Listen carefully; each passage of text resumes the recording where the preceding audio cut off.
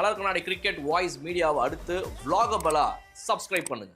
அன்றைக்கு ஆளுநர் ஆர்.என். ரவி தமிழக அரசு அண்ணன் ஸ்டாலின் அரசு எழுதி கொடுத்த அறிக்கையை படிக்கவில்லை. அம்பேத்கர் பெயரையே உச்சரிக்க மறுத்தார். தந்தை பெரியார் பெயரை உச்சரிக்க மறுத்தார். இந்திய துணைக்கண்ட அரசியல் வரலாற்றில் ஒரு ஆளுநர் சட்டமன்றத்திலிருந்து வெளிப்படையாகவே வெளிநடப்பு செய்த கண்றாவி காட்சி ஸ்டாலின் ஆட்சியில் நடந்தது.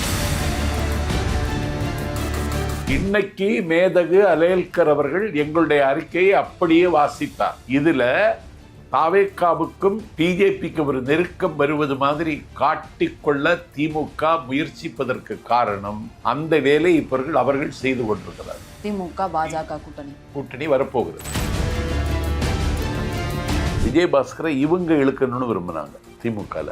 அதுக்கு அவர் உடன்படாது. அதிமுகவில் இருக்கவும் முடியாது, இயங்கவும் முடியாது. நிர்வாக திறன்ல முதல் மதிப்பெண் பெறுகிற தகுதி உள்ள விஜயபாஸ்கர். என்ன கேட்ட அதிமுகவுக்கு தலைவர் அவர் தான் இருக்கணும். இது எடப்பாடி இருக்கானே, மோடி கைக்கூலி, அவர் இருக்க முடியாது.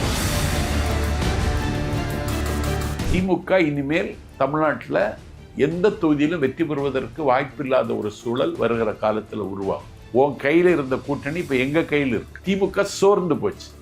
நீங்க முரசொலியை பார்த்தாலே தெரிஞ்சிடும். அதனால திமுக இனி மீண்டு வருவதற்கு வாய்ப்பு இல்லைன்னு திமுகவில் இருக்கிறவர்களே உணர ஆரம்பித்து விட்டார். இப்ப 5 பேர் வராங்கல்ல, இனி திமுகவிலிருந்து வருவாங்க.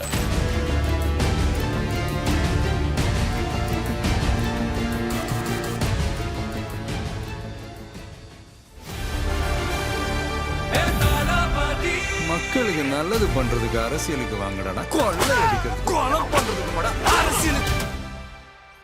கலர் கண்ணாடி நேயர்களுக்கு வணக்கம். இன்று நம்மளோடு இணைந்திருப்பவர் தமிழக வெற்றி கழகத்தின் பரப்புரை செயலாளர் நாஞ்சில் சம்பத் அவர்கள். வணக்கம் சார். சட்டப்பேரவை நேற்று தொடங்குச்சு சார். அதில் ஆளுநர் உரை படிக்கப்படுமா, தமிழ்தாய் முதல்ல பாடப்படுமா அப்படின்ற சில கேள்விகள்லாம் வந்துச்சு. தமிழ்தாய் வாழ்த்து முதல்ல பாடப்பட்டது நம்ம பார்த்தோம். ஆனால் அதுக்கடுத்து தேசிய கீதம் ஏன் பாடப்பட்டது, கடைசியாக இன்னொரு முறை ஏன் தேசிய கீதம் பாடப்பட்டது அப்படின்ற மாதிரி ஒரு சில விஷயங்கள்லாம் திமுக சார்பில் விமர்சனம் வைக்கிறாங்க. மரபு அதுதான், தமிழ்தாய் வாழ்த்து முதல்ல பாடப்படணும், கடைசியாக தான் தேசிய கீதம் பாடப்படணும் அப்படின்ற மாதிரி விஷயத்த சொல்கிறாங்க சார். அதை தாவேக அரசு மீறி இருக்கிறதா அவங்க சொல்கிறாங்க சார். அதற்கு தங்களோட பதில் சார். தாவேக அரசு இந்த விஷயத்தில் தவறு செய்தது மாதிரி ஒரு தோற்றத்தை உருவாக்க திமுக முயற்சிக்கிறது. என்ன காரணம் என்றால், 4 ஆண்டுகளுக்கு பிறகு கவர்னர் உரையோடு தொடங்குகிற சட்டமன்றம் நேற்று முன்தினம்தான் 4 ஆண்டுகளுக்கு பிறகு சுமூகமாக நடந்திருக்கிறது. எல்லோரும் எதிர்பார்த்தது நேரு உள்விளையாட்டரங்கில் நடந்த பதவியேற்பு விழாவில், ஆளுநர் மாளிகையில் நடந்த பதவியேற்பு விழாவில் வந்தே மாதரம் இசைக்கப்பட்டு, அதற்கு பிறகு தேசிய கீதம் இசைக்கப்பட்டு, 3வது தடவையாகத்தான் தமிழ் வாழ்த்து பாடப்பட்டது. அலேல்கர் என்கிற மேதக ஆளுநர் அதை சட்டமன்றத்திலும் நடைமுறைப்படுத்துவதற்கு முயற்சிப்பார்.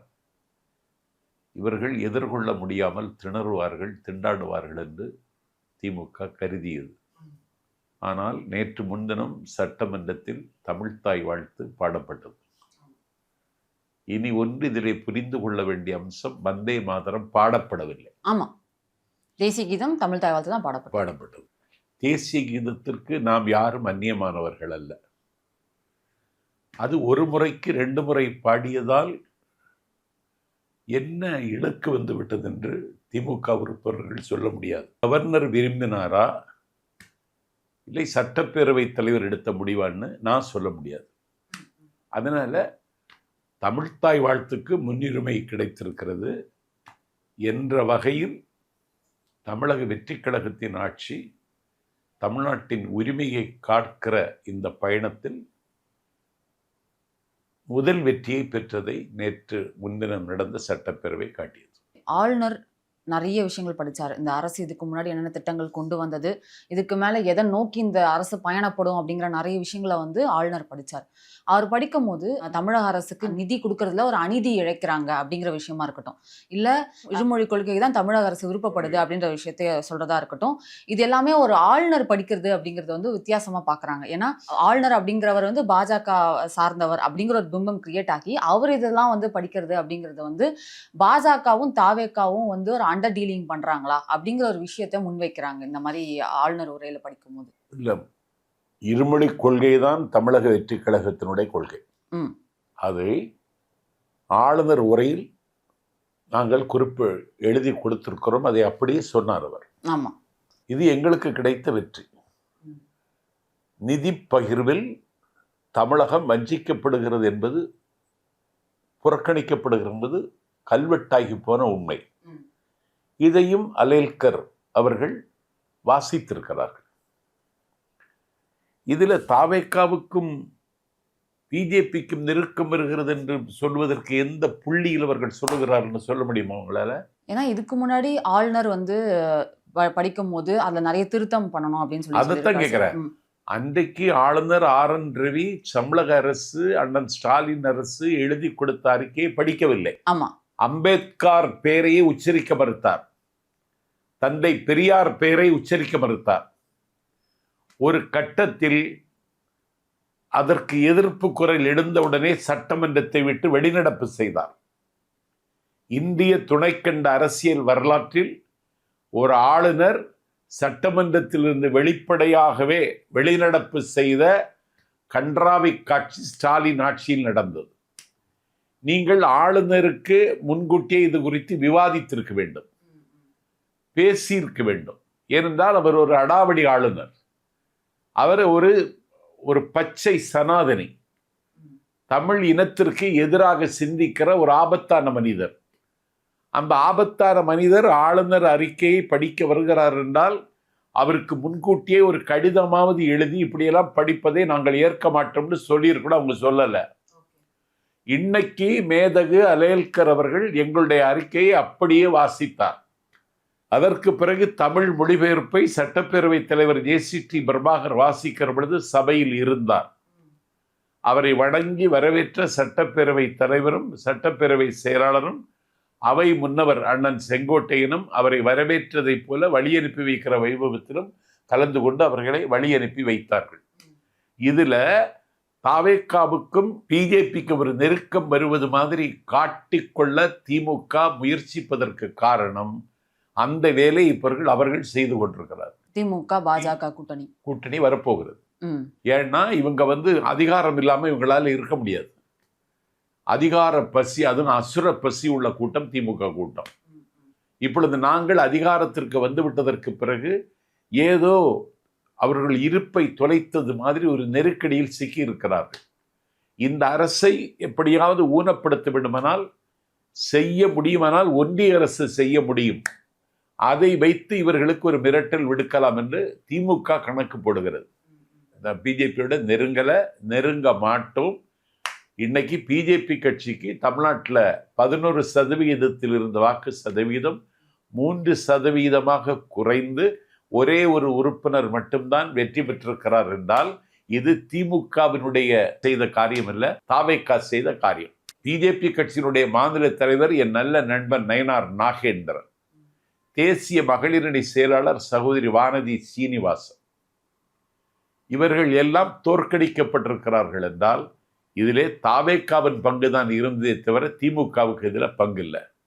எங்கள் தலைவர் டெல்லிக்கு சென்று நாடாளுமன்ற பிரதமரை சந்திக்கிற அன்று தேசிய காங்கிரஸ் கட்சியினுடைய தலைவர் சோனியா காந்தி அம்மையாரை, மல்லிகார்ஜுன கார்கேவை, இந்தியாவின் நம்பிக்கை ராகுல் காந்தியை சந்தித்து விட்டு வந்தார். இன்னைக்கு காங்கிரஸ் தாவேக்காவுக்கு ஆதரவு தந்ததற்கு பிறகு இந்திய யூனியன் முஸ்லீம் லீக், மார்க்சிய கம்யூனிஸ்ட் கட்சி, இந்திய கம்யூனிஸ்ட் கட்சி, விடுதலை சிறுத்தைகள் எல்லோரும் எங்களிடத்தில் வந்ததில் திமுக ஒரு மிகப்பெரிய பின்னடைவை தமிழ்நாட்டில் மட்டுமல்ல தேசிய அளவிலும் சந்தித்திருக்கிறது. அடுத்து 3வது பெரிய கட்சியாக இருக்கிற திமுக அடுத்து வருகிற நாடாளுமன்ற தேர்தலில் 3வது இடத்திற்கு வரப்போகிற தாவேக்காவை கண்டு அவர்கள் நடுங்குகிறார்கள் என்பதுதான் உண்மை. அதே மாதிரி சட்டப்பேரவை ஆரம்பிக்கிறதுக்கு முன்னாடியே உதயநிதியாக இருக்கட்டும், எல்லா திமுக காரர்களாக இருக்கட்டும், ஒரு பேட்ச் குத்திட்டு இருந்தாங்க சார். வாயை திறங்க சிஎம் அப்படிங்கிற மாதிரி, கதறல் கேட்குதா சிஎம் அப்படிங்கிற மாதிரி ஒரு ஃபோர்டிங்ஸ்லாம் எழுதிட்டு வந்தாங்க. சட்டப்பேரவை ஆரம்பிக்கிறதுக்கு முன்னாடியே வெளியிலிருந்தே அந்த மாதிரி வந்தாங்க சார். அவங்க ஒரு விமர்சனம் வைக்கிறாங்க சார். பெண்கள் மீது நடக்கக்கூடிய பாலியல் வன்கொடுமைக்கும் சட்ட ஒழுங்கு பிரச்சனைக்கும் முதல்வர் வாயை திறக்க மாட்டிருக்காரு அப்படிங்கிற மாதிரி விமர்சனத்தை வைக்கிறாங்க சார். இதை எப்படி பாக்குறீங்க? அந்த பேட்ஜ் குத்திட்டு வந்தாங்கல்ல, இதுக்கு பேர் தான் ரீலுங்கிறது. எங்களை ரீல் விடுறாங்கன்னு சொல்றாங்கல்ல, அவங்க தான் ரீல் விடுறாங்க.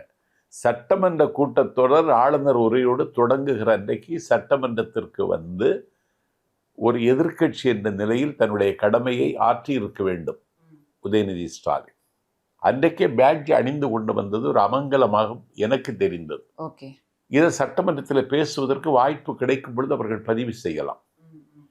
இன்னைக்கு தமிழ்நாட்டில் பெண்களுக்கு இழைக்கப்படுகிற பாலியல் குற்றங்கள் தொடருகிறது என்று சொன்னால் இது கடந்த கால திமுக ஆட்சியினுடைய எச்சம், கடந்த கால திமுக ஆட்சியினுடைய மிச்சம். கடந்த காலத்தில் காவல்துறையை சரியாக பரிபாலிக்காத திமுக தான் இதற்கு பொறுப்பேற்க வேண்டும். ஆனால் எங்கள் முதலமைச்சர், நீங்க ஒரு பொறுப்பு டிஜிபியை வைத்து காலம் தள்ளினீர்கள். பொறுப்பு டிஜிபியை உங்கள் ஏவலுக்கு பணிகிற ஒரு ஆளாக நீங்கள் ட்ரீட் செய்தீர்கள். இன்றைக்கு மகேஷ் அகர்வால் என்பவரை டிஜிபியாக நியமித்ததற்கு பிறகு தமிழ்நாடு முழுவதும் ரோந்து படை நடைபெற்று கொண்டிருக்கிறது. அதற்கு பிறகு சிங்கப்பெண் அதிரடிப்படை பவானீஸ்வரி அவர்களுடைய தலைமையில் தன்னுடைய நடவடிக்கைகளை தொடங்கிவிட்டது. நீங்க அந்த புள்ளி விவரத்தை எடுத்து பார்த்தா இன்னைக்கு அது குறைந்திருக்கிறது. இன்னும் ஓரிரு 2 நாட்கள் இது முழுமையாக கட்டுப்படுத்தப்படும் என்கிற அளவிற்கு தலைவர் விஜய்க்கும் தாவைக்காவில் இருக்கிற என்னை போன்றவர்களுக்கு நம்பிக்கை வந்திருக்கிறது. ஆனால் அந்த கம்ஃபர்டபுள் உணர்ச்சி இன்றைக்கு தமிழ்நாட்டு தாய்மார்கள் அனுபவிக்கிறார்கள். எங்கள் அரசின் மீது வேறு குற்றச்சாட்டு வைப்பதற்கு வழி தெரியாதவர்கள் இதையே திரும்ப திரும்ப பேசுகிறார்கள். இதற்கு முதலமைச்சர் வாய் திறக்கவில்லை என்று சொல்லுவதும் பொய். முதலமைச்சர் திறக்க வேண்டிய நேரத்தில் கவர்னர் உரைக்கு நன்றி தெரிவித்து பேசுகிற பொழுது இதற்கெல்லாம் அவர் பதில் சொல்வார். அவர் சிவசங்கர் அவர் நேற்று பேசும்போது ஒரு விஷயம் சொல்லியிருந்தாரு சார். அட்லி அவர்களோட பேரை மென்ஷன் பண்ணி இந்த அரசு கொண்டு வந்த திட்டங்கள் எல்லாமே திராவிட கழகம் முன்ன இருக்கிற ஆட்சியில கட் காப்பி பேஸ்ட் போட்டு கொண்டு வந்த திட்டங்களை தான் இந்த அரசு இன்னும் செயல்படுத்திருக்கு. அவங்க புதுசா கொண்டு வந்தது சிங்கப்பெண் அதிரடிப்படை மட்டும்தான், வேற எதுவுமே அவங்க புதுசா கொண்டு வரல. மகளிர் உரிமை தொகையும் அப்படியே தான் போயிட்டு இருக்கு, விடியல் பயணமும் அதே மாதிரி தான் போயிட்டு இருக்கு, நான் புதல்வன் எல்லாமே அதே மாதிரி தான் போயிட்டு இருக்கு. அவங்க செய்த சாதனைகள்லாம் ஒண்ணுமே கிடையாது, திராவிட கழகம் கொண்டு வந்த திட்டங்களை தான் அவங்க கண்டினியூ பண்றாங்க. எங்க ஆட்சி 38 நாள் தான் ஆச்சு. கடந்த ஆட்சி செய்த நல்ல திட்டங்களை தொடருவோம் என்றுதான் எங்கள் தலைவர் சொல்லியிருக்கிறார். காலை சிற்றுண்டி திட்டத்தை இன்றைக்கு 8ஆம் வகுப்பு வரைக்கும் என்று அறிவித்திருக்கிறார், விரிவுபடுத்துவதில் அறிவித்திருக்கிறார். அந்த ஒப்பந்தம் முடிகிற நாளில் மீண்டும் அதை 3 மாதத்திற்கு நீட்டிப்பதற்கும் அரசாணை பிறப்பிக்கப்பட்டு காலை சிற்றுண்டி திட்டம் வெற்றிகரமாக நடைபெற்று கொண்டிருக்கிறது. உங்க ஆட்சியில் நீங்க என்ன செய்தீங்க? அம்மா உணவகத்தை நீங்கள் கண்டுகொள்ளவில்லை. அம்மா உணவகம் இருந்தது, ஆனால் இட்லி இருக்காது. அம்மா உணவகம் இருக்கும், ஆனால் பொங்கல் இருக்காது. அம்மா உணவகம் இருக்கும், பணியாளர்கள் இருக்க மாட்டார்கள். இன்றைக்கு எங்கள் தலைவர் போட்ட உத்தரவு அம்மா உணவகம் மேம்படுத்தப்படும் என்று அறிவித்து இன்றைக்குத்தான் அம்மா உணவகம் இயங்க தொடங்கி இருக்கிறது. கேட்டீங்களா? இது போக 717 கடை கோவில்களுக்கு முன்னால், வழிபாட்டு தலங்களுக்கு முன்னால், மருத்துவமனைகளுக்கு முன்னால், பள்ளிக்கூடங்களுக்கு முன்னால் இருக்கிற 717 கடை இன்றைக்கு மூடப்பட்டிருக்கிறது. அதை தாண்டி ஒரு போதையற்ற தமிழகம் என்கிற நிலையை உருவாக்க நடவடிக்கைகள் மேற்கொள்ளப்படும் என்று விக்னேஷ் என்கிற மதுவிலக்கு ஆயத்தீர்வைத்துறை அமைச்சர் இன்றைக்கு அறிவித்திருக்கிறார். கடந்த ஆட்சி செய்த நல்ல காரியங்களை நாங்கள் தொடருகிறோம். புதிதாக என்ன செய்ய வேண்டும் என்று நாங்கள் திட்டமிடுகிறோம். 38 நாளில் அதையெல்லாம் செய்ய முடியாது. 5 ஆண்டு காலம் எங்களுக்கு ஆளுவதற்கு வாய்ப்பு இருக்கிறது. ஆகவே ஒரு நிதிநிலை நெருக்கடி இருந்த காலத்திலும் இந்த நாட்டில் விவசாய கடன் தள்ளுபடி என்கிற பெயரால் 6000 கோடி வரை தள்ளுபடி செய்து 75,000 ரூபாய் வரை கடன் பெற்றவர்கள் அதை அனுபவிக்க போகிறார்கள். அதனால எங்கள் நிதி நிலைமை மோசம்னு தலைவர் பதவியேற்ற அன்னைக்கே சொல்லிட்டார். எல்லாம் தொடர்ச்சி வச்சுட்டு தான் போறாங்க. கஜானா காலி அப்படின்னு சொல்லி. ஆமா, இந்த நிதி வருவாயை திரட்டுவதற்கு நீ யோசிக்க வேண்டும். வெள்ளை அறிக்கை வெளியிட்டதற்கு பிறகுதான் இது ஒரு உண்மை வந்திருக்கிறது. என்னன்னா 1 மணி நேரத்திற்கு 7 கோடி ரூபாய் வட்டி செலுத்தி கொண்டிருக்கிறோம்.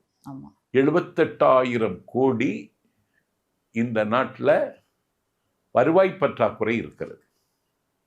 இதுவரைக்கும் 10 கோடி 10.5 லட்சம் கோடி கடன் இருக்கிறது என்று சொல்லி வந்த நிலையில் இன்றைக்கு மாண்புமிகு நிதியமைச்சர் அறிவார்ந்த தளத்தில் இயங்குகிற ஆற்றலாளர், ஒரு கல்வியாளர், தொலைநோக்கு பார்வையோடு இன்னைக்கு இதை ஆய்வு செய்து 13,18,00,000 ரூபாய், 10 லட்சம் இல்ல 13 கோடின்னு இன்னைக்கு அறிவித்திருக்கிறார். 1,28,000 ரூபாய் ஒவ்வொரு குடிமகனுடைய தலையிலும் இன்றைக்கு கடனாக இருக்கிறது. ஆகவே இது கடந்த ஆட்சி சீரழிவான ஆட்சி என்பதற்கு இது அடையாளம். இந்த வெள்ளை அறிக்கை வெளியிட்டதற்கு பிறகு அவர்கள் வெலவெலத்து போயிருக்கிறார்கள். இப்போது அவர்களுக்கு என்ன ஆசை என்றால், ஒன்றிய அரசு உதவக்கூடாது. தாவேக்காவுக்கு எங்க தலைவர் நிதி ஆயோக் கூட்டத்தில் மும்மொழி திட்டத்தை வற்புறுத்தாமல் பள்ளி மாணவர்களுக்கு வந்து சேர வேண்டிய 3,824 கோடி ரூபாயை விடுவிக்கணும்னு பேசிட்டார். இப்படி பேச முடியல அவங்களால. 4 நிதி ஆயோக் கூட்டத்தில் அவங்க கலந்துக்கிடல. 5வது நிதி ஆயோக் கூட்டத்தில் தான் கலந்துக்கிட்டாங்க. 4 நிதி ஆயோக் கூட்டத்தில் கலந்து கொள்ளாதற்கு காரணம் சொன்னாரா ஸ்டாலின்? 5வது நிதி ஆயோக் கூட்டத்தில் கலந்து கொண்டதற்கு என்ன காரணம்னு சொன்னாரா ஸ்டாலின்? தம்பி உதயநிதிக்கு இரத்தமும் சதையுமாக இருக்கிற அவனுடைய உற்ற நண்பன் ஆகாஷ், ரித்திக் போன்றவர்கள் பல்லாயிரம் கோடி முதலீட்டில் சினிமாவிலே முதலீடு செய்ய தொடங்கிவிட்டார்கள். அமலாக்கத்துறை கண்டுபிடித்து விட்டது. இனி அடுத்த ஆபத்து உதயநிதிக்கு வரும் என்று பிஜேபி கட்சியோடு சமரசம் பேச, இல்லாவிட்டால் சரணடையத்தான் ஸ்டாலின் சென்றார். எங்கள் தலைவர் முதல் நிதி ஆயோக் கூட்டத்திலேயே பேசி உலகத்தின் கவனத்தை இன்றைக்கு கவர்ந்திருக்கிறார். அந்த ஆத்திரத்தில் பேசுறாரு. ஆனா வெள்ளை அறிக்கை வெளியிட்ட உடனே தங்கம் தென்னரசு அடுத்த நாளே ஒரு பிரஸ் மீட் கொடுத்தாரு. அவர் ஃபர்ஸ்ட் சொல்ற நிறைய விஷயங்கள் பேசியிருக்காரு சார். ஃபர்ஸ்ட் அவர் சொன்ன விஷயம் என்னன்னா, இந்த வெள்ளை அறிக்கை இதுக்கு முன்னாடி 2 வாட்டி வந்திருக்கு. அம்மையா ஜெயலலிதா ஒரு தடவை விட்டுருக்காங்க, அதுக்கப்புறம் பிடிஆர் பழனிவேல் அவர் ஒரு தடவை விட்டுருக்காங்க. அப்படி விடும்போது அவங்கலாம் 10 வருஷம் 15 வருஷத்துக்கான வெள்ளை அறிக்கையை விட்டுருந்தாங்க. ஏன் தாவேக அரசு கடந்த திமுக ஆட்சியை குறி வச்சு 5 வருஷத்தோட வெள்ளை அறிக்கையை ரிலீஸ் பண்ணியிருக்காங்க அப்படிங்கிற ஒரு கேள்வியை முன்னாடி வைக்கிறாரு சார். அதே மாதிரி கடன் மல்டிப்ளை ஆகிற விஷயங்கள் சார். அதாவது 67,000ன்றது 1 லட்சமா இருக்கு, 1 லட்சம்ன்றது 2 லட்சமா இருக்கு, 2 லட்சம் 4 லட்சமாக இருக்கு. அதே மாதிரி 4 லட்சம்ன்றது திமுக அரசால இப்ப 10 லட்சம், அதே நம்ம இப்ப மறைமுக கடன் எல்லாம் பார்த்து 13 லட்சம்னு சொல்லிட்டோம். அவர் என்ன சவால் வர்றாருன்னா, அடுத்த அதாவது 5 வருஷம் முடிச்சு அடுத்த வெள்ளை அறிக்கை வரும்போது தாவேக அரசு கண்டிப்பாக 20 லட்சம் கடன் வாங்கியிருக்கோம். அது மட்டும் இல்லாம அவங்க சொன்ன வாக்குறுதிகள் அதெல்லாம் நிறைவேற்றி அவங்க 1 வருஷத்துல திமுக ஆன கடனை விட கம்மியா வாங்கியிருந்தாங்க அப்படின்னா நான் இருக்கிற பொறுப்புல இருந்து விலகிக்கிறேன்ற ஒரு சவாலையும் விட்டுருக்காரு சார். பொறுப்புல இருந்து விலக வேண்டிய நேரம் வரும்னு தான் நான் நினைக்கிறேன். தங்கம் தென்னரசு ஒரு என்ஜினியரிங் ஸ்டூடெண்ட், கேட்டீங்களா? ஸ்பிக்கில் தூத்துக்குடியில வேலை பார்த்த தம்பி. அவருக்கும் நிதிக்கும் சம்பந்தம் கிடையாது. இன்னைக்கு இருக்கிற நிதியமைச்சர் ஒரு கல்வியாளர், ஒரு டாக்டரேட் பட்டம் பெற்றவர். இன்னைக்கு இந்த வெள்ள அறிக்கை அடுத்து இந்த அரசு என்ன செய்ய போகிறது என்பது அன்னைக்கு நியூஸ் தமிழ்ல வெள்ள அறிக்கை முடிஞ்ச உடனே நான் ஒரு விவாதத்தில் கலந்துக்கிட்டேன்.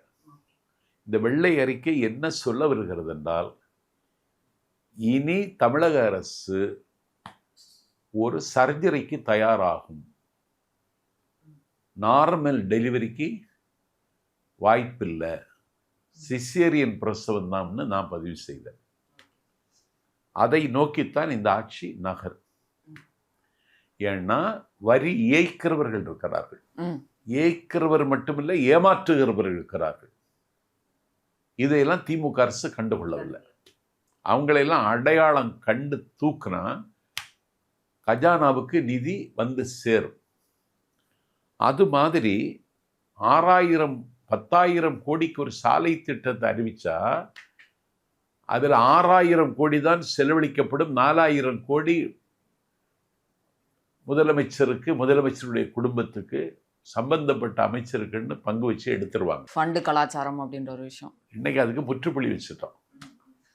இப்போ எங்கள் பொதுப்பணித்துறை அமைச்சர் ஆதவ் அர்ஜுனா தமிழ்நாடு முழுவதும் இருக்கிற ஒப்பந்தக்காரர்கள் கூட்டத்தை கோட்டையில் கூட்டுகிறார். இந்த துணிச்சல் உனக்கு இருந்ததா?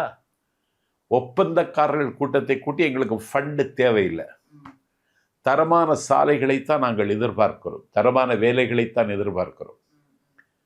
தரமான வேலைகள் செய்யாவிட்டால் ஒப்பந்தம் ரத்து செய்யப்படும்னு சொன்னது மட்டும் இல்லை, இந்தியாவினுடைய சாலை போக்குவரத்து துறை அமைச்சர் மதிப்பிற்குரிய நிதின் கட்கரி நெடுஞ்சாலை துறையில் மட்டும் தமிழ்நாட்டில் 10 வழியில் ஊழல் நடைபெறுகிறது, இந்த ஊழலுக்கு நீங்கள் முற்றுப்புள்ளி வைத்தால் 2 லட்சம் கோடி நெடுஞ்சாலை துறைக்கு மட்டும் நிதி வழங்க மத்திய அரசு தயாராக இருக்கிறதுங்கிறாங்க.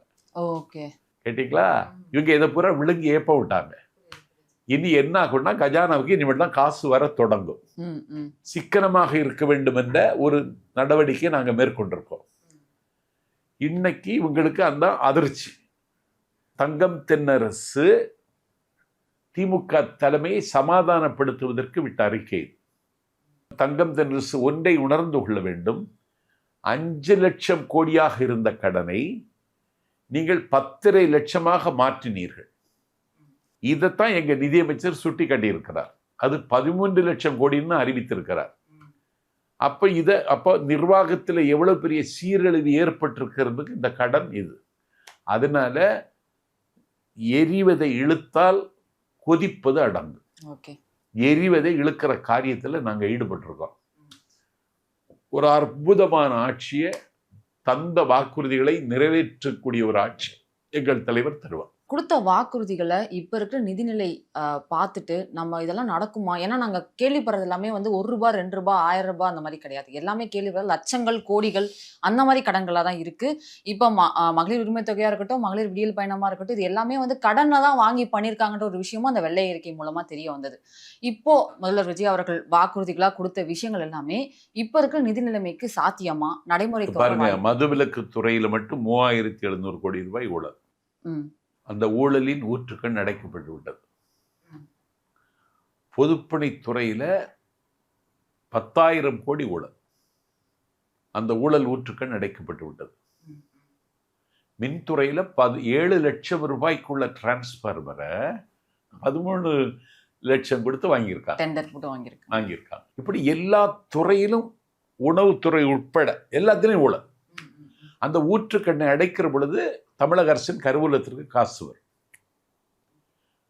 அதற்கு மேலும் தேவைப்படுகிற நிதியை ஒன்றிய அரசிடத்தில் பேசி நாங்கள் நியாயமாக வாங்குவோம். நீங்கள் மராட்டியத்திற்கு என்ன கொடுத்தீர்களோ, உத்தரப்பிரதேசத்திற்கு என்ன கொடுத்தீர்களோ, கர்நாடக மாநிலத்திற்கு என்ன கொடுத்தீர்களோ, அந்த நிதி எங்களுக்கும் தர வேண்டும் என்று கேட்டால் எங்களுக்கு தருகிற நிலையில் தான் ஒன்றிய அரசு இருக்கிறது. எங்கள் தலைவருடைய அணுகுமுறை அதற்கு அத்தாட்சி. தாவேகா அரசு ஒரு வாக்குறுதிகள் அதெல்லாம் தரதை தாண்டி அவங்க சொல்ற ஒரு முக்கியமான பாயிண்ட், ஊழலற்ற அரசாங்கம், டிரான்ஸ்பரண்டான ஒரு அரசாங்கமாக தான் நாங்கள் செயல்படுவோம், நாங்கள் பண்றது எல்லாமே மக்களுக்கு தெரியும் அப்படின்ற மாதிரி விஷயம் சொன்னாங்க. ஆனா நேத்து சட்டப்பேரவையில் நடந்த விவாதம் வந்து லைவ் பண்ணப்படலை. அது ஒரு இருட்டடிப்பு அப்படிங்கிற ஒரு விஷயத்த வந்து விமர்சனமா வைக்கிறாங்க சார். ஏன் வந்து நாங்க பேசினதெல்லாம் வந்து விவாதம் பண்ணதெல்லாம் ஏன் வந்து போட மாட்டேங்கிறீங்க அப்படின்ற மாதிரி சிவசங்கர் வெளியில வந்து பேசினாரு சார். வந்துச்சு இல்ல சார், இன்னைக்கு நைட்டு அதாவது அன்னைக்கு நைட்டு வந்துச்சு லைவ், அதாவது லைவா வரல அப்படிங்கிற ஒரு விஷயத்த பேசுறாங்க சார். அது ஒரு டெக்னிக்கல் இஷ்யூ அப்படின்ற ஒரு விஷயம் அவைத்தலைவர் சொன்னாலுமே இதை எப்படி பார்க்கலாம் சார்? இது இருட்டடிப்பு அப்படிங்கிற இந்த கேள்வி நீங்க என்கிட்ட கேட்கறதுக்கு முன்னாடியே பள்ளிக்கல்வித்துறை அமைச்சர், செய்தித்துறை அமைச்சர் ராஜ்மோகன் நேற்றை கேட்டுட்டாங்க. இன்றைக்கு இப்படி நடந்தது என்று சொல்லாதீர்கள், அது ஒரு டெக்னிக்கல் ஃபால்ட்டு தான். டிரான்ஸ்பரன்சியா, வெளிப்படையாக இந்த நேரலை தொடரும்னு சம்பந்தப்பட்ட துறை அமைச்சர் நேற்றை பதில் சொல்லுங்க. அதே பதில் தான் உங்களுக்கு சொல்றாங்க. ஓகே சார், டெக்னிக்கல் இஷ்யூ அதை பார்க்கலாம். ஆமா. அதே மாதிரி அதிமுகல இருந்து விஜயபாஸ்கர் அவர்கள் வந்து ராஜினாமா செஞ்சுட்டாரு. ஆனா இப்ப எந்த கட்சிக்கு போவாரு அப்படிங்கிறது கேள்விக்குறியா தான் இருக்கு இப்போ வரையுமே. ஆனா உதயநிதி அவர்கள் வந்து 4 சீட்டர் சோபா வந்து இப்போ 5 சீட்டர் சோஃபாவா வந்துருச்சு அப்படின்றவர். சோஃபா மாடல் அரசு அப்படின்னு சொல்லி தாவேகா அரசை வந்து சொல்றாரு சார். இது எப்படி பாக்குறீங்க? இல்ல, அவர் அந்த முடிவை எடுத்துட்டாரு. யாரு? விஜயபாஸ்கர். விஜயபாஸ்கரை இவங்க இழுக்கணும்னு விரும்பினாங்க. ஓகே, திமுகல. அதுக்கு அவர் உடன்படலை. அதிமுகவில் இருக்கவும் முடியாது, இயங்கவும் முடியாது. இப்ப சூழ்நிலை எப்படி? ஆமா, நெருப்பில் துஞ்சினாலும் துஞ்சலாம், அதிமுகவில் துஞ்ச முடியாது. அதனால தொடர்ந்து ராலிமலையில் வாகை பெற்று வரலாறு படைக்கிற விஜயபாஸ்கர், அதை தாண்டி நிர்வாக திறன்ல முதல் மதிப்பெண் பெறுகிற தகுதியுள்ள விஜயபாஸ்கர். ஓகே, என்ன கேட்ட அதிமுகவுக்கு தலைவர் அவர் தான் இருக்கணும். Okay sir. இது எடப்பாடி இருக்கானே, மோடி கைக்கூலி, அவர் இருக்க முடியாது. விஜயபாஸ்கர் தலைவராக இருந்திருந்தா கட்சியை ஒருங்கிணைத்திருப்பார், வலிமை சேர்த்திருப்பார். இன்னைக்கு அந்த விஜயபாஸ்கர் அங்கே இருக்க முடியாத நிலைமைக்கு பதவியை ராஜினாமா செய்துட்டார். அவர் தாவேக்காவில் இணையப் போவதாக செய்திகள் வந்து கொண்டிருக்கின்றன. இது அவருடைய விருப்பம். நீ கூப்பிட்ட பிறகு வரல உன் கட்சிக்கு, எங்க கட்சிக்கு வர்றாரு, கூப்பிடாமலே வர்றாரு. அந்த ஆத்திரத்துல தம்பி உதயநிதி தாண்டி குதிக்கிறார். இப்ப இந்த தொகுதிகளில் இடைத்தேர்தல் வரப்போகுது, பெருந்துறையில இடைத்தேர்தல் நிறைய இடத்துல வரப்போகுது. எல்லா தொகுதிகளிலும் நாங்கள் வெற்றி பெறப் போகிறோம். திமுக இனிமேல் தமிழ்நாட்டில் எந்த தொகுதியிலும் வெற்றி பெறுவதற்கு வாய்ப்பில்லாத ஒரு சூழல் வருகிற காலத்தில் உருவாகும். ஏன்னா உன் கையில் இருந்த கூட்டணி இப்போ எங்கள் கையில் இருக்கு. அதை தாண்டி 34.92% ஓட்டு தாவேக்காவுக்கு மட்டும்தான் இருக்கு. இவங்ககிட்ட 24 புள்ளி தான் இருக்கு. 23 சொல்ல போனா. ஆமா 23. இவங்க 25 ஆக்குறதுக்கே பாடுபடுவாங்க. திமுக சோர்ந்து போச்சு. நீங்க முரசொலியை பார்த்தாலே தெரிஞ்சிடும். அதனால திமுக இனி மீண்டு வருவதற்கு வாய்ப்பு இல்லைன்னு திமுகவில் இருக்கிறவர்களே உணர ஆரம்பித்து விட்டார்கள். இப்ப 5 பேர் வராங்கல்ல, இனி திமுகவிலிருந்து வருவாங்க. அப்படியா சார்? அதே மாதிரி சட்டப்பேரவையில் வந்து பிரேமலதா விஜயகாந்த் ஒரு விஷயம் சொல்லியிருந்தாங்க சார். மேகதாது அணை பற்றி பேசும்போது அந்த தீர்மானம் கொண்டு வரும்போது ஆதரவுன்னு சொல்லிட்டு ஒரு சில விஷயங்களை சொல்கிறாங்க. தமிழீழ பிரச்சனையாக இருக்கட்டும், இல்லை மீனவர்கள் பிரச்சனையாக இருக்கட்டும், இல்லை மேகதாது பிரச்சனை, பெரியார் அணை பிரச்சனை, இந்த மாதிரி நிறைய பிரச்சனைகளுக்கு இங்கே ஃபோட்டோஸாக இருக்கிற நிறைய தலைவர்களே, அதாவது கலைஞராக இருக்கட்டும், ஜெயலலிதா இருக்கட்டும், இவங்க எல்லாருமே வந்து பல விஷயங்களை பேசியிருக்காங்க, தீர்மானங்கள் கொண்டு வந்திருக்காங்க, பண்ணியிருக்காங்க. ஆனால் நிரந்தர தீர்வு என்றைக்குமே வந்தது கிடையாது அப்படிங்கிற ஒரு விஷயத்த சொல்றாங்க சார். அவங்க சொல்றது சரியா இருக்கிற மாதிரி தான் தெரியுது. இப்ப இருக்கிற முதல்வர் வந்து இதை சரி பண்ணி கொடுக்கணும், தன்னிறைவு மாநிலமா தமிழ்நாட்டை கொண்டு வரணும் அப்படிங்கிற ஒரு கோரிக்கையை அவங்க முன்வைக்கிறாங்க. இந்த பிரச்சனைகளுக்கெல்லாம் நிரந்தர தீர்வு கண்டிப்பா இருக்குமா? இந்த அரசால அதை கொண்டு வர முடியுமா? இதை கொண்டு வர வேண்டியது ஒன்றிய அரசு. ஓகே, இந்த எல்லா பிரச்சனைகளுக்குமே இந்த பால் வந்து ஒன்றிய அரசுக்கு மைதானத்தில் தான் கிடக்கு. கர்நாடக முதலமைச்சர் DK சிவகுமார் எங்களுக்கு அணை கட்டுவதற்கு அனுமதி தர வேண்டும் என்று அங்கே போய் கேட்கிறார் என்றால் அவர் அப்படித்தான் கேட்க வேண்டும். அந்த மாநிலத்தில் அதுதான் அரசியல். அந்த மாநிலத்துக்கு அவர் ஃபேவரபிளா இருக்கிறார் என்பது மட்டும்தான் உண்மை. ஆனா மேகதாது அணை கட்ட முடியுமானா கட்ட முடியாது. ஒன்றிய அரசு அனுமதி கொடுத்தாலும் கட்ட முடியாது. என்ன காரணம்னா தமிழ்நாட்டில் அப்பதான் போராட்டம் வெடிக்கும். ஒரு மிகப்பெரிய போராட்டத்துக்கு தமிழ்நாடு தயாராகும். ஏற்கனவே போராட்டம் வெடித்திருக்கிறது. அதுபோல ஒரு போராட்டத்தை இந்திய அரசு எதிர்கொள்ள வேண்டியது வரும். அந்த போராட்டம் தான் இந்த பிரச்சனைக்கு ஒரு முடிவு கிட்டும். ஜல்லிக்கட்டு போராட்டம் இனம் தெரியாத தம்பிகள், பார்த்தறியாத தம்பிகள் அந்த உட்கார்ந்து இருந்தாங்க பாருங்க. அப்படி ஒரு போராட்டம் நடத்த வேண்டிய சூழலுக்கு தமிழ்நாட்டை ஆளாக்கக்கூடாது என்பதில் மத்திய அரசு விழிப்போடு இருக்க வேண்டும். ஏன்னா ஒரு உச்ச நீதிமன்ற நீதிபதி சொன்ன கருத்துக்கு ஒரு கட்சி தொடங்கியாச்சு, கரப்பான் பூச்சி கட்சி. பிஜேபிக்கு கட்சிக்கு இல்லாத ஆதரவு இன்னைக்கு கரப்பான் பூச்சி கட்சிக்கு வந்துருச்சு. அதனால உணர்வுமயமான பிரச்சனைகள்ல மோடி அரசு தமிழ்நாட்டை அலட்சியப்படுத்துமானால், எங்கள் கோரிக்கைகளை நிறைவேற்றுவதற்கு அவர்கள் மறுப்பார்களானால் அடுத்த கட்ட போராட்டத்திற்கு தமிழ்நாடு தயாராகும். அதனால மேகதாது அணை கட்ட முடியாது, எந்த காலத்திலும் கட்ட முடியாது. இனி ஒன்று, உலகத்திலேயே இருக்கிற நதிநீர் பிரச்சனை நீங்க பார்த்துக்கிட்டீங்கன்னா உற்பத்தி ஆகிற இடத்துக்கு மட்டும் அந்த நதி உரிமை இல்லை. நதியை பெண்ணாகத்தான் பார்த்தார்கள். புகுந்த வீடு தான் பெண்ணுக்கு உரிய நிரந்தரமான இடம். காவிரிக்கு புகுந்த வீடு தமிழ்நாடு. அதனால பிரேமலதா விஜயகாந்த் சொல்லுது மாதிரி ஒன்று, இந்த பிரச்சனையை நாங்கள் கண்டுகொள்ளாமல் இருக்க மாட்டோம். வரலாற்று சிறப்பு இந்த தீர்மானத்தை நிறைவேற்றி இருக்கிறோம். எதிர்க்கட்சி தலைவர் உதயநிதியினுடைய பரிந்துரையை அந்த தீர்மானத்தில் நாங்கள் சேர்த்திருக்கிறோம் பெருந்தன்மையோட. கண்டிப்பா அதனால பிரேமலதா கொஞ்சம் பேசணும்னு பேசுறாங்களே தவிர அவங்களுக்கு இந்த பிரச்சனைக்கு சீரியஸ் அவங்களுக்கும் தெரியாது. திருமா அவர்கள் ரீசெண்டா ஒரு தனியார் தொலைக்காட்சியில தாவேக அரசுக்கு கூட்டணி ஆதரவு கொடுத்த எல்லா தலைவர்களும் அங்க இருந்து பேசினாங்க. அங்க ஒரு விஷயம் சொல்றாரு அவரு. அது ரொம்ப பிரமிப்பா இருந்து கேட்கறதுக்கு. நாங்க அமைச்சரவை இடம் பெற்றுட்டோம் அப்படின்னா நாங்க தாவேகாவோட கூட்டணி அமைச்சிட்டோம் அப்படிங்கிற ஒரு விஷயத்த நீங்க எப்படி சொல்ல முடியும்? நாங்க தோணுனா எப்பனாலும் அமைச்சரவையில இருந்து வெளியில வந்துடலாம்ல, கூட்டணின்றதை எப்படி நீங்க சொல்றீங்க அப்படிங்கிற மாதிரி விஷயத்த சொல்றாரு. அதை எப்படி பாக்குறீங்க? கொஞ்சம் குழப்பத்தில் இருக்கார். அப்படி திருமா அமைச்சர் ஆயிட்டார் வன்னியரசு. ஆமா, அவருடைய வாக்கு சதவீதம் இந்த தேர்தலில் குறைஞ்சிடுச்சு. இந்த தேர்தல் ஆமா, அதற்கு காரணம் தாவேகா. ம். இப்போ அவருக்கு இந்த முடிவை எடுத்திருக்காருன்னா அந்த கட்சியில் அவருக்கு கொடுத்த அழுத்தத்தின் பேர்ல தான் இந்த முடிவை எடுத்தார். ஸ்டாலின் எப்படியாவது அவரை விட முடியாத இடத்துக்கு கொண்டு வந்து நிறுத்தலான்னு பார்த்தார். அவர் வந்துட்டார். இப்ப எங்க கூட்டணியில இருக்காங்க, மந்திரி சபையில் இடம்பெற்றிருக்காங்க. இந்த கூட்டணியை கட்டி காக்க வேண்டிய பொறுப்பு தளபதி விஜய்க்கு இருக்கிறது. கட்டி காப்பார். இந்த கூட்டணியை, இந்த தேரை இழுத்து கொண்டு மிக சாதுரியமாக நடந்து திருமாவளவனை மட்டுமல்ல, அந்த கட்சியில் இருக்கிற கூட்டணி இருக்கிற எல்லா கட்சிகளை இந்த கூட்டணியில் இருப்பேன்னா இந்த கூட்டணி தமிழ்நாட்டுக்கு மட்டுமான கூட்டணி அல்ல, இது தேசிய அளவில் விரிவாக போகிற கூட்டணி என்கிற பார்வை தளபதி விஜய்க்கு இருக்கிறதை விட திருமாவுக்கும் இருக்கிறது. அதனால இந்த கூட்டணி வெளியேற வேண்டிய நிலைமையெல்லாம் அவருக்கு வராது. வராமல் தற்காத்துக் கொள்கிற தகுதி எங்கள் தலைவருக்கு உண்டு. முன்னாள் அமைச்சர் செந்தில் பாலாஜி அவர்கள் அவரோட வழக்கு இடி வழக்கு தமிழ்நாடு அரசு ஒப்புதல் அனுமதி தெரிவித்து ஆளுநருக்கு கொடுத்துட்டாங்க. ஆனா 1 வாரம் 10 நாள் ஆகியுமே ஆளுநர் இன்னும் அதுக்கு அனுமதி தராதனால அந்த வழக்கு அப்படியே இருக்கு அப்படின்ற மாதிரி இத்தனை நாள் ஏன் கொடுக்காம இருக்காரு அப்படின்ற மாதிரி ஒரு சந்தேகமும்.